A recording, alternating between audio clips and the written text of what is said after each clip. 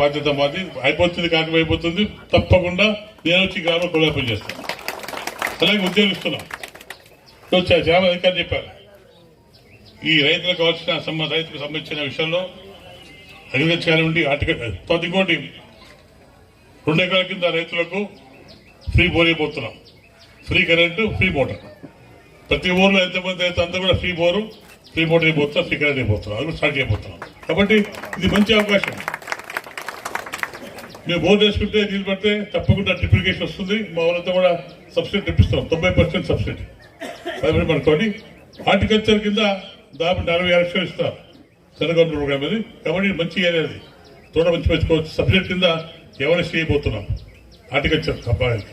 అలాగే రకరకాల సమస్యలు ముందుకు వస్తాం మనం. ఉద్యోగాలు కానివ్వండి, అదే మన డోను కూరగాయలు కూడా ఇండస్ట్రీ డోన్ డిగ్రీ చేశాం. తప్పకుండా రాబోయే కాలంలో మంచి మంచి పరిశ్రమలు